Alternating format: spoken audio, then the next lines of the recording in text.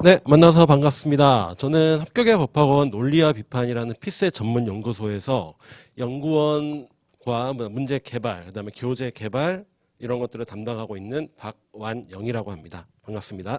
일단 요새 이제 코로나 때문에 아무래도 실제로 대면으로 이렇게 만나뵐 기회도 흔치 않고요. 그다음에 온라인으로 많이 보실 것 같은데 온라인으로 보시더라도 제가 설명드리는 부분은 저도 07년부터 08, 09, 10년까지 제가 수험 생활을 하고 그 이후 지금 한 10년 동안 피셋 총괄적으로 계속 문항이 바뀌면서 어떠한 추세로 변화하고 있고 여러분이 어떠한 스타일로 공부를 하셔야 합격을 최소한의 시간으로 하실 수 있을지 그거에 대해서 되도록이면 시행착오를 겪지 않는 차원에서 설명을 드리려고 해요. 그러니까 여러분께서는 주위에서 수많은 지식들이 어떤 정보들을 드릴 텐데 그것보다는 제가 드리는 말씀에 제가 아무래도 10여 년 이상 이렇게 피셋을 계속 하고 있으니까 제 말씀을 좀 믿어주시고 제 스타일대로 따라가서 공부를 해주시는 게 좋겠다 이렇게 말씀을 먼저 드릴게요.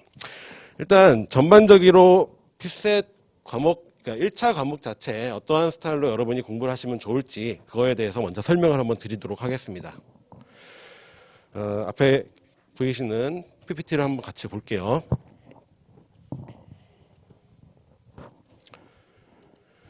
자, 채용 과정은 이렇습니다. 일단 1차 과목은 헌법과 언어 논리, 그 다음에 2교시 자료 해석, 3교시 상황 판단 이런 순서로 여러분한테 진행이 됩니다. 자, 과목별로 이제 간단하게 설명을 드리면 헌법과 언어 논리는 1교시에 같이 시험이 진행이 됩니다. 헌법은 25분 동안 25문항을 푸셔야 되고요. 그 다음에 사지형으로 택 하나만 답을 선택을 해서 시험을 보시면 되는데 이거는 점수는 그냥 패스, 난패스라고 생각하시면 돼요. 60점 이상이면 합격 아니면 불합격 이렇게 생각을 하시면 되고 그러니까 아무리 피셋 언자상을 잘 하시더라도 헌법을 제대로 60점 커트라인을 못 넘으면 패스를 하지 못한다 이렇게 생각을 해주시면 됩니다. 그 다음에 언어 논리 자료 해석 상황 판단은 총 각각 40문항씩 90분 동안 시험이 진행이 됩니다. 언어 논리 뒤에서 더 자세하게 말씀을 드리겠지만 언어 논리에서는 언어의 이해, 표현, 추론, 비판 등 그다음에 독해와 논리 파트를 여러분한테 질문을 하고 있고요. 이해와 표현 같은 경우에는 여러분이 수능을 보셨기 때문에 수능에서 어느 정도 이미 준비가 되어 있다고 생각이 들어요. 근데 가장 어려워하시는 부분이 추론 파트, 그다음에 논리 파트에서 어느 정도 여러분이 공부를 하셔야 된다. 요것만 좀 일단은 기본 지식으로 갖고 계시고 자료 해석은 뭐 여러분이 수학과 뭐 경제학과 이런 것만 유리하냐 절대 그렇지 않습니다. 그리고 요거 자료 해석 같은 경우에 여러분한테 뭐 산수적인 계산의 능력이 얼마나 내가 더 계산을 빠르게 하냐, 더하기 빼기를 빠르게 하냐 이런 거를 물어보는 시험이 아니고요.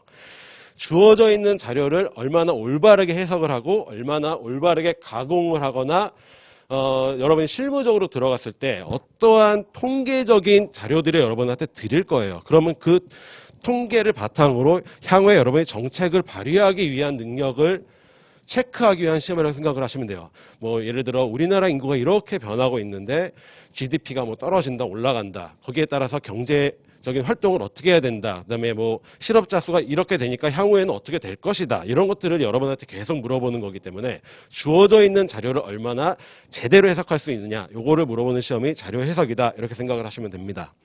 그다음에 상황 판단 같은 경우에는 연도마다 조금씩 물어보는 포인트가 좀 달라요. 그러니까 포인트는 그러니까 큰 틀은 같지만 어떤 해는 약간 헌법, 법률적인 지문을 많이 여러분한테 물어보는 해도 있고요. 어떤 해는 약간 여러분이 센스를 발휘해서 문제를 풀이할 수 있는 약간 IQ 테스트라고 하기도 하지만 여러분 문제적 남자를 보셨다면 문제적 남자 스타일로 약간의 정보를 조금 더 많이 주고 그 정보가 어떠한 상황에 적용이 되었을 때 어떤 식으로 해석이 될 수 있는지를 판단하는 그런 문제들도 많이 출제가 됩니다. 그러니까 그 해 다르지만 여러분이 어떠한 문제들이 나올지 모르기 때문에 총괄적으로 준비를 해야 돼서 상당히 조금 많은 공부량을 필요로 하는 그런 시험이다 이렇게 생각을 하시면 돼요. 주로 언어적인 그러한 지문을 주고 지문에 대한 해석이나 판단을 물어보는 문제, 그다음에 법률, 그다음에 도표, 기타 뭐 정책 판단과 규칙 문제, 논리 퍼즐 같은 문제들이 출제가 됩니다. 자, 이제 여러분이 합격을 하시면 가게 될 정부 세종청사 전경이 보이고요. 이제 합격을 하기 위해서 어떠한 식으로 준비를 하시면 될지 일단 볼게요. 최근 5년을 보면은 17년도에 383명을 시작으로 해서 19년도, 20년도에 370명으로 약간 줄었고요. 올해는 348명으로 채용 인원, 그러니까는 이거는 전체 5급 공채와 국립외교원을 포함한 전체 인원입니다. 전체 인원인데 약간 이제 줄어들고 있어 최근 5년은 이렇게 줄어들었다. 요것만 일단 말씀을 드리고 채용 절차는 이렇습니다. 여러분이 외국어 뭐 토익, 토플, 뭐 기타 뭐 중국어든 뭐 외국어 평가 시험들이 있어요. 합격 커트라인이 있죠. 그 커트라인과 한국사 시험을 보셔서 지원을 위한 일정 조건을 획득을 하신 다음에 시험에 응시를 하실 때 해당 조건을 이미 충족을 한 상태에서 시험 원서 접수를 하셔야 되고요.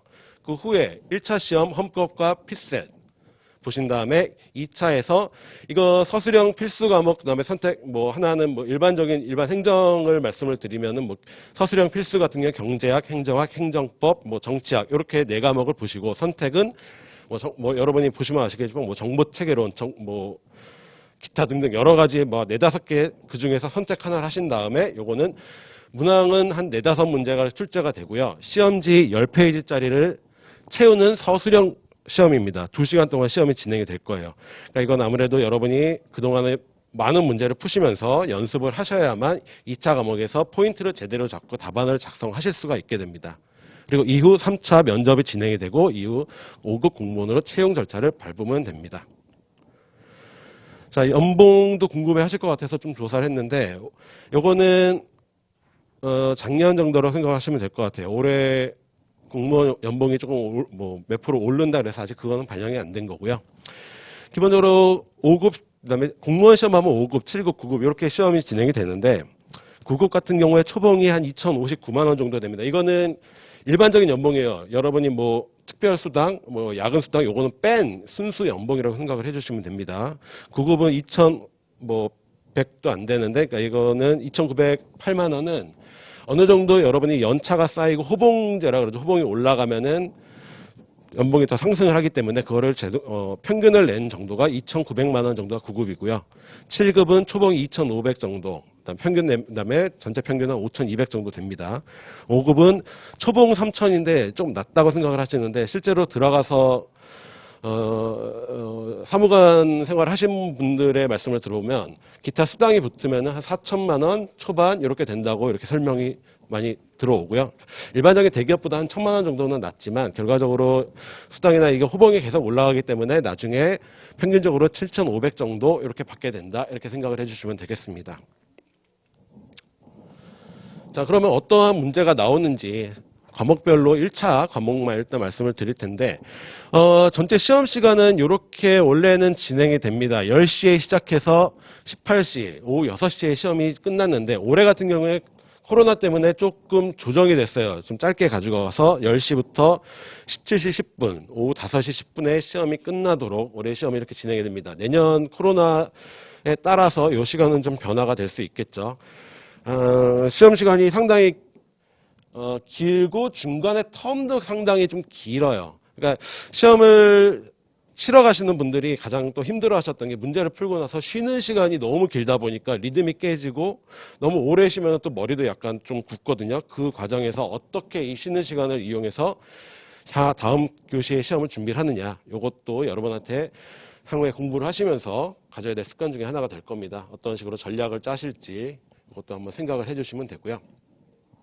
자, 헌법은 보통 이러한 문제들로 나옵니다. 이거는 따로 지문이 없고요.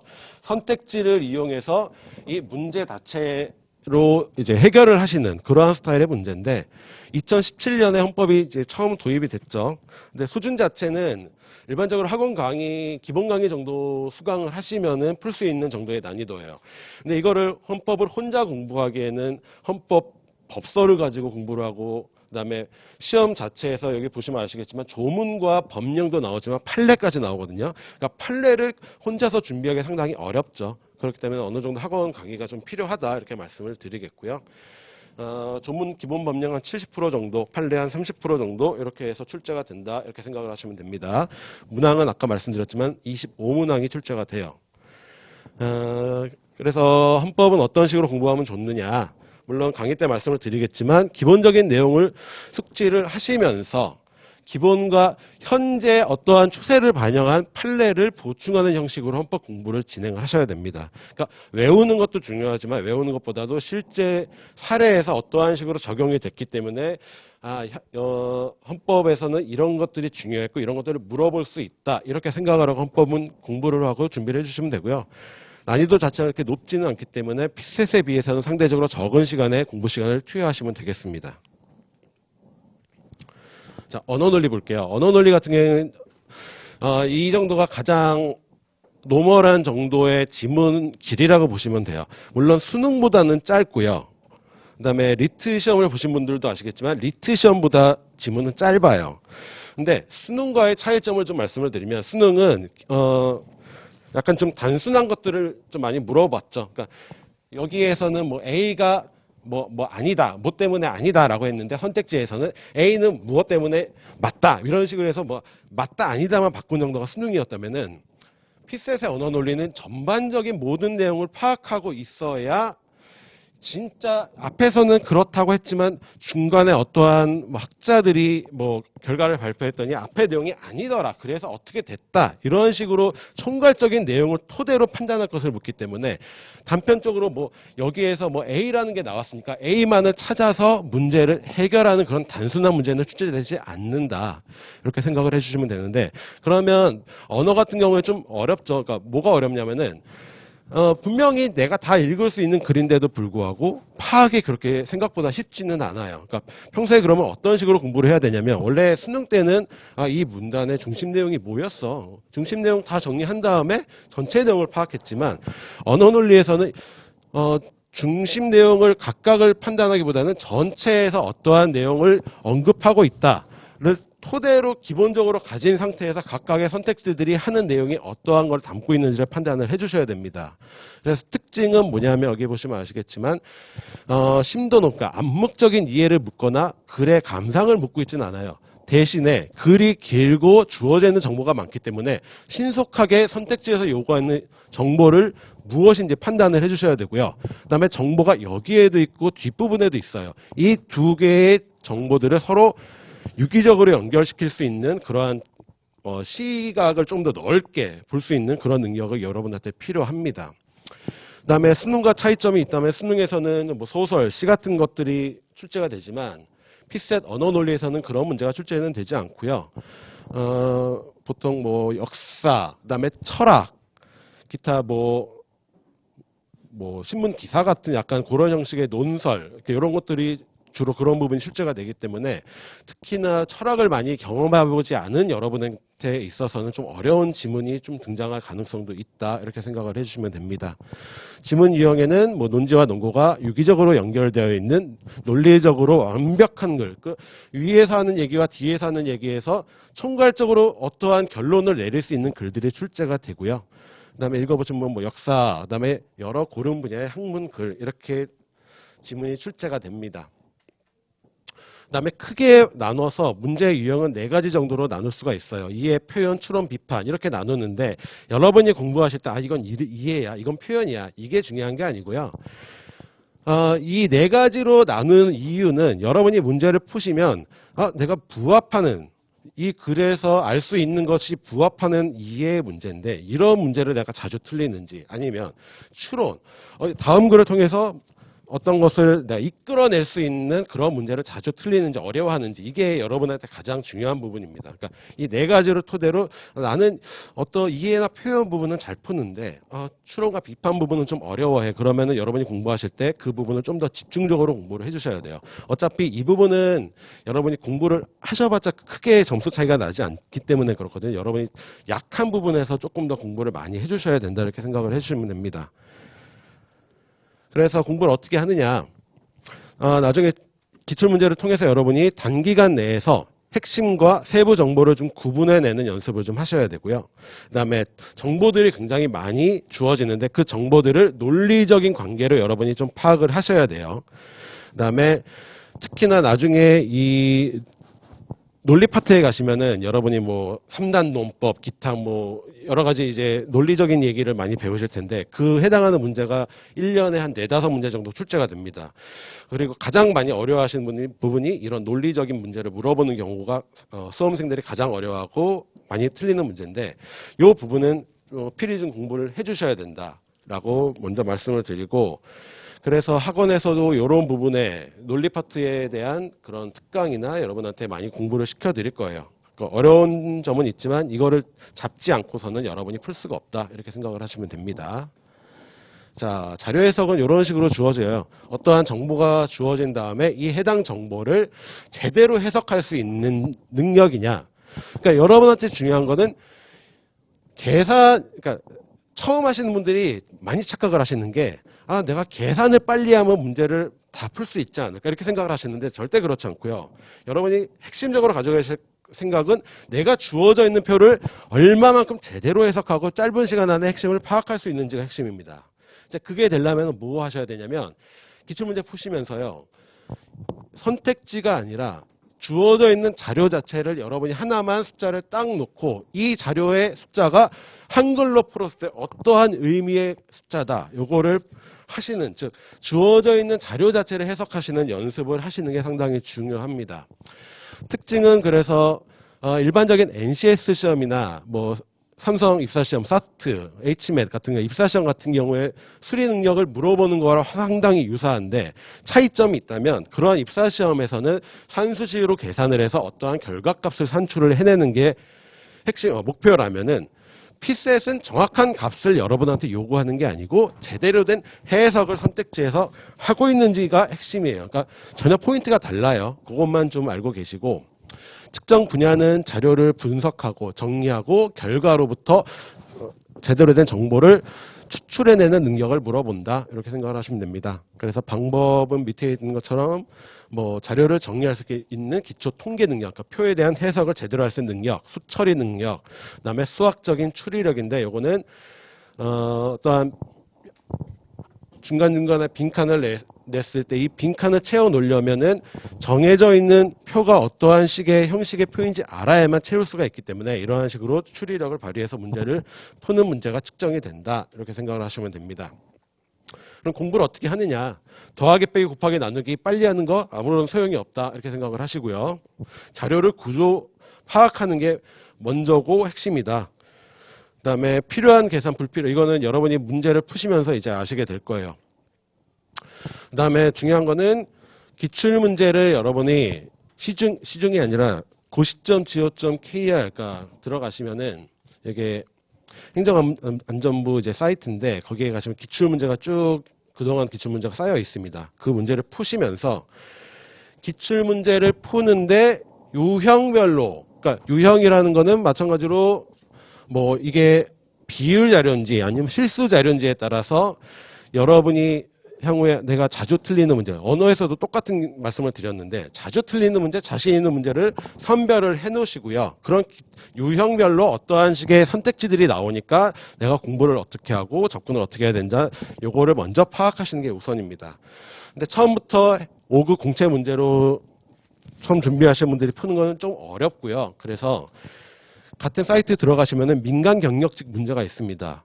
실제 5급 문제에 비해서 민간 경력직 수준은 한 60% 정도 수준이 된다고 보시면 돼요. 하지만 푸는 방식이나 가지고 있는 기본 아이디어 자체는 5급 공채와 동일하기 때문에 해당 난이도로 먼저 접근을 하시고 연습을 하신 후에 5급 공채 기출문제를 풀어보시는 게 좋다. 이렇게 말씀을 드릴게요. 자, 다음은 상황 판단 문제입니다. 상황 판단도 이런 식으로 정보가 주어져요.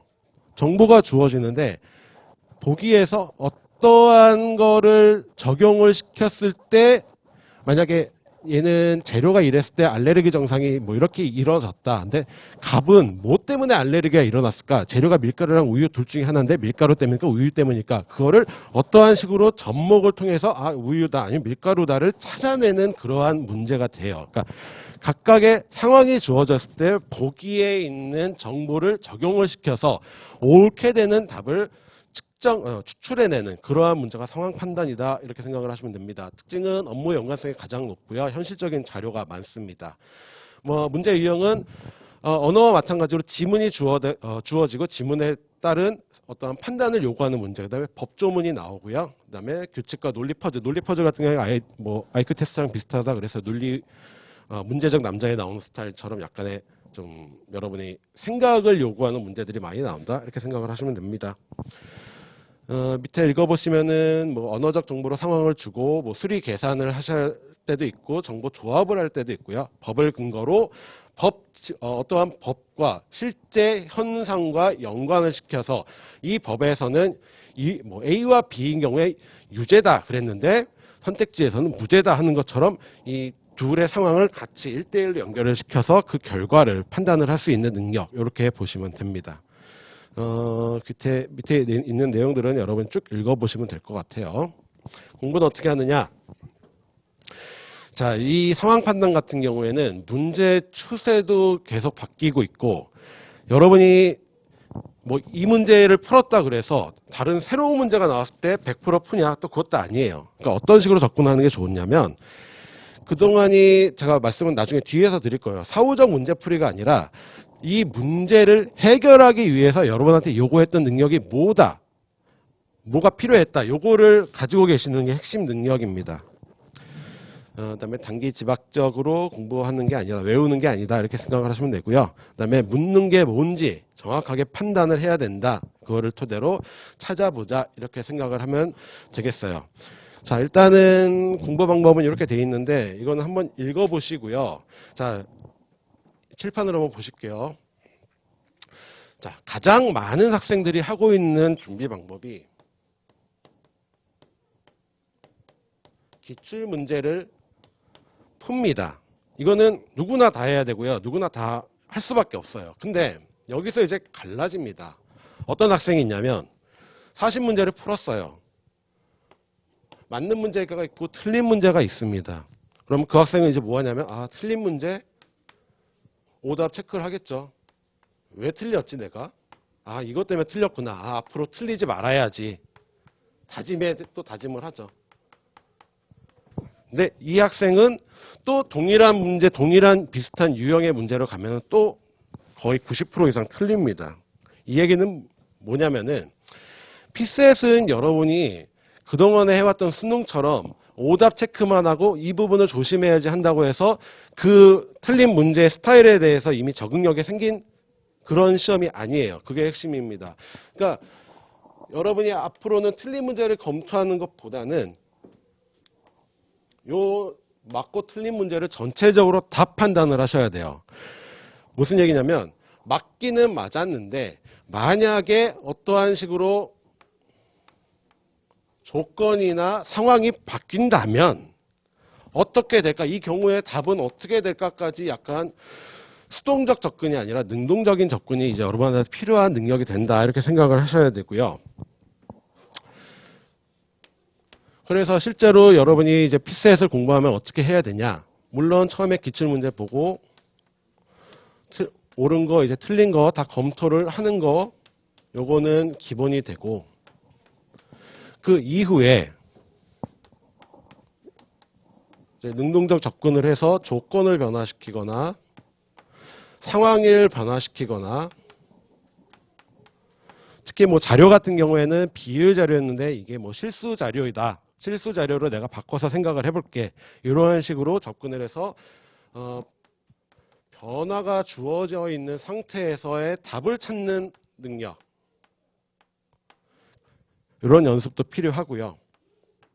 세 번째는 모든 다양한 문제를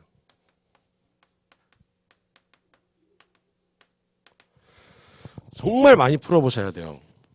그러니까 시중에 이제 강사들도 많고요. 나와 있는 문제집도 많습니다. 그런 문제집을 왜 풀어야 되냐면 이 기출문제만 풀면요. 더 이상 예전에 나왔던 기출문제가 올해 시험에 똑같이 나오는 게 아니잖아요. 분명히 새로운 문제가 나올 거고 새로운 정보를 담고 있는 게 나올 거고 그동안에 나왔던 기출 토대로 한 약간 응용된 문제가 나올 텐데 이 응용된 문제는 보통 모의고사, 문제집 등에서 많이 담고 있습니다. 이거를 통해서 실제로 시험장에 어떤 새로운 문제가 나왔을 때의 적응 능력, 그러니까 새로운 문제에 대한 적응 능력을 키우기 위해서는 요거까지 밟아 가셔야 된다. 이렇게 생각을 해주시면 돼요. 요 과목별 공부 방법은 한번 쭉 읽어보시면 되겠습니다.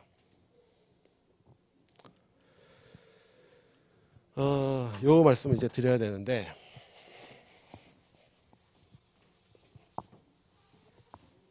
그러면 시험을 준비를 하는 입장에서 일단 커트라인을 먼저 말씀을 드리면, 보통 1행 같은 경우에는 80점이 합격선이었어요.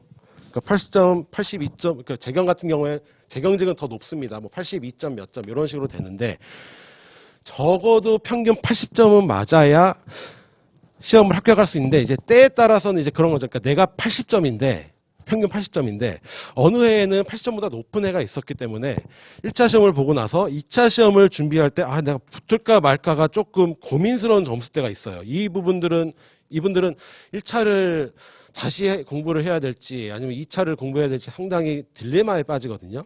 그러니까 그러기 않기 위해서는 어느 정도 80점이 목표라고 했을 때 적어도 내가 85점 이상은 평균 받아놓고 2차 준비를 하셔야 되죠. 그러니까 목표 자체는 80이 아니라 그거보다 높은 점수를 세워놓고 준비를 하셔야 되고요. 그래서 여러분이 이제 언자상을 푸시는데, 공부를 해오시면서 내가 언어 자료는 조금 잘하는데 상황은 조금 떨어져. 그러신 분들은 언어 자료에 있어서 조금 더 공부를 많이 하셔야 돼요. 많은 공부를 가져가셔서 점수를 최대한 높은 점수를 받은 다음에 상황에서 못 받는 점수를 약간 백업하는 형식으로 문제를 접근을 하셔야 됩니다. 세 개를 다 잘하고자 하는 거는 여러분한테 욕심이고요. 자, 그러면 요건데, 한 과목에서만 예전 같은 경우에는 72.5점 뭐 평균이 커트라인이 이랬기 때문에 그때는 한 과목만 잘해도 나머지 두 과목 어느 정도 평타를 치면은 합격이 가능했거든요. 근데 이제는 80점이 넘어가면서부터는 두 과목은 다 잡고 어느 정도 안정된 점수를 받고 가셔야 돼요. 그래서 여러분한테는 두 과목을 목표 점수를 세워놓고 그 목표 점수에 대한 공부를 하시고 그거를 획득하기 위한 연습을 하시는데, 자, 중요한 건 여기에 있습니다. 일반적으로 여러분이 40문제를 시험장 가서 푸시면은 그 중에서 여러분이 그냥 시간 내에 막 풀다 보고 나중에 채점을 해보니까 맞추는 문제가 한 23문제에서 많아봤자 25문제밖에 안 돼요. 그러니까 실수가 있을 수도 있고요. 여러분이 그냥 대충 그냥 떠오르는 데는 답을 찍고 넘어갔을 수도 있는데, 그냥 순서대로 풀다 보니까 이 정도밖에 문제를 풀지 못하거든요. 이렇게 모든 과목을 이렇게 문제를 푸시면은 받는 점수는 각 과목별로 70점밖에 안 돼요. 자, 그래서 무슨 얘기를 하고 싶은 거냐면, 문제를 순서대로 풀었을 때 이 정도밖에 못 푸니까 그렇게 문제를 접근을 하고 문제를 풀이하시면 안 된다. 그럼 어떻게 문제를 풀어야 되는데, 연습을 하실 때 계속 말씀드리지만 자신 있는 문제, 내가 풀면 풀 때마다 잘 읽고 잘 해결할 수 있는 유형의 문제가 있어요. 자신 있는 유형의 문제가 있고, 시간이 걸리긴 하는데 풀면은 맞추는 유형이 있어요. 시간이 아무리 많이 걸려도 풀지 못하는 유형의 문제, 이렇게 세 개로 나눠집니다. 여러분 이제 실제 시험 보시면 아실 거예요. 그러면 문제 풀이하는 순서를 여러분이 정하셔야 돼요. 그러니까 1번부터 40번까지는 분명히 여러분이 자신 있는 유형이 아닌 게 섞여 있거든요. 그럼 아닌 유형은 일단 뒤로 빼고 나중에 보시는 거예요. 그러니까 먼저 자신 있는 유형을 먼저 건들고, 그 후에 시간은 많이 걸리지만 내가 풀면은 맞출 수 있는 문제, 그거를 그 다음에 푸시고요. 그리고 시간이 분명히 남아요. 남으면은 이때 시간이 조금 걸리긴 해도 조금 더 노력을 기울일 수 있는 문제, 이렇게 접근을 해 주셔야 됩니다. 그렇게 하려면은 요 유형을 여러분은 먼저 선별을 해내셔야겠죠. 자, 이렇게 하면은 어떻게 되냐면, 보통 일반적인 난이도의 문제와 과목별로 한 30개 정도 나옵니다. 일반적인 난이도예요. 30개 정도 문제를 여기서 먼저 푸시고요. 그다음에 특히 뭐 과목별로 다르긴 하지만 자료 해석 같은 경우에 시간이 많이 걸리는 유형의 문제가 보고서형 문제 같은 게 있거든요. 보고서형 문제 같은 경우에 한 두세 문제 이렇게 출제가 되는데, 이것도 풀면은 맞춰요. 자, 요렇게까지 하면은 우리 90분 동안 시험 보신다 그랬잖아요. 그러면 요 정도까지 하시면 시간이 한 60분에서 70분 정도 소요가 됩니다. 그럼 나머지 2, 30분 동안에 남은 6개에서 7문제 정도를 시간의 노력을 좀 더 많이 기울여서 문제를 보실 수 있게 된다. 이런 얘기거든요. 그러니까 이렇게 문제를 푸셔야 적어도 33개는 맞추고 아니면은 여기에서 뭐 한두 개 실수할 수는 있지만 나머지 6개, 7개 중에서 내가 좀 더 시간을 들여서 풀어갖고 한두 문제 더 맞추면은 33개에서 35개까지 여러분이 맞추게 될 겁니다. 그러면은 적어도 80점 대 나머지 여기에서 몇 개 찍을 거니까 80점대 각 과목별로 나오게 될 거예요. 그러니까 그런 식으로 해서 80점을 다 넘기는 스타일의 문제를 가셔야 되기 때문에 선별 시간을 투입해라. 기본적이고 쉬운 문제를 우선 풀이하고 요거는 여러분이 많이 문제를 보셔야 된다 그랬어요. 그다음에 어려운 문제, 약한 문제는 후순위로 배분을 해라. 그다음에 개수는 30문제다. 가장 중요한 거는 정확도를 높여서 풀어라 이 얘기인데 정확도는 1번을 제가 풀었어요. 풀기는 푸는데 아무리 제가 많은 문제를 풀어봤자 이 문제를 정확하게 풀지 못하면 들어갈 시간도 버려지고요. 어차피 문제는 틀렸기 때문에 여러분한테는 도움이 안 되니까 그러니까 연습을 하실 때 항상 고민을 하시는 게 내가 정확도를 높일까? 아니면 시간을 절약할까? 그러니까 빨리 풀까? 요 두 개를 고민하는데 항상 연습을 하실 때는 정확도 위주로 연습을 해주셔야 됩니다. 요거를 반복하시다 보면 시간은 알아서 빨라지게 돼요. 어느 정도 보는 시선이 생겼기 때문에 빨라지기 때문에 처음부터 문제를 빨리 풀자 요것보다는 정확하게 풀 수 있도록 연습하자 이렇게 생각을 하시면 됩니다. 자, 시간이 많이 없어서 하나만 더 말씀을 드리면 예를 들어 선지가 1, 2, 3, 4, 5번 이렇게 있는데 답이 1번에서 골라져요. 근데 많은 학생들이 어떠한 실수를 저지르냐면 자, 정확하게 풀어야 돼. 정확하게 푼다는 게 이게 실제로 맞는지를 판단을 하기 위해서 2번부터 5번까지가 진짜 아닌지를 검토를 하거든요. 근데 이렇게 풀면은 여러분 시간 버리는 겁니다. 어떻게 하셔야 되냐면 내가 이게 맞았어. 그럼 진짜 맞았을까를 그 순간에 다시 한번 검토하시는 방식으로 문제를 푸셔야 돼요. 한번 내가 문제를 봤기 때문에 이 문제를 풀기 위한 정보가 다시 찾는 거는 뭐 0점 몇 초 만에 다시 할 수 있거든요. 그 0점 몇 초 다시 돌아가서 진짜 내가 제대로 된 정보를 봤어. 이것만 확인을 해주시면 그게 바로 그게 정확도를 높이는 방법입니다. 그러니까 연습을 하실 때 그런 식으로 연습을 해주시면 돼요. 말은 쉽지만 실제로 들어가시면 어렵죠. 그래서 많은 분들이 질문들을 가끔 해주셔서 가장 많이 하시는 질문 이 4가지 한번 말씀을 드리고 마무리를 짓겠습니다. 자, 시간 관련된 문제인데 기출문제 푸실 때 연습하실 때 얘기해요. 연습하실 때 기출문제를 시간을 재지 않고 푸는 게 난가요? 아니면 시간을 재면서 푸는 게 난가요? 그러니까 시간을 재지 않는다는 거는 그냥 꼼꼼하게 다 풀어보겠다는 얘기인데 그거는 별로 좋지 않습니다. 요거는 좋지 않은 방법이에요. 그러니까 시간을 되도록이면 재면서 문제를 접근을 하시려고 연습을 계속 해주셔야 됩니다. 그래야 아무래도 시간이 무한대로 여러분한테 제공이 되면은 여러분은 늘어질 수밖에 없어요. 그 문제를 풀기 위해서 하는 노력이나 집중력이 상대적으로 떨어질 수밖에 없습니다. 그러니까 기출문제 연습을 하시더라도 시간을 재고 문제를 풀도록 하시고요. 그다음에 점수 같은 경우에는 올해 시험을 봤는데 점수가 좀 많이 모자라요. 그러면 올해는 포기하고 내년에 보면은 그냥 점수가 더 오를까? 이것도 아닙니다. 자, 이거는 무슨 얘기냐면은 자, 올해 만약에 시험을 봤는데 80점이 컷이었는데 제가 7.5점 평균이 나왔어요. 그러면 대다수의 수험생들이 무슨 생각을 하냐면 그래 나 조금 한두 문제만 더 맞추면 돼. 나중에 막판 가서 한두 문제만 더 맞추게 공부 조금만 하지 뭐 이렇게 생각을 하시는데 요거 조금 더해서 80점 안 됩니다. 그러니까 실제로는 조금 더 생각보다 많은 노력을 기울이셔야 요 점수를 넘으실 수가 있어요. 그러니까 항상 그 공부를 하실 때는 내가 조금만 더 하면 돼가 아니라 조금만 더 하면 되지만 실제 이만큼을 해야 어떠한 경우에라도 빠져나가더라도 내가 이만큼은 채울 수 있어. 이런 스타일로 공부를 좀 해주셔야 되고요.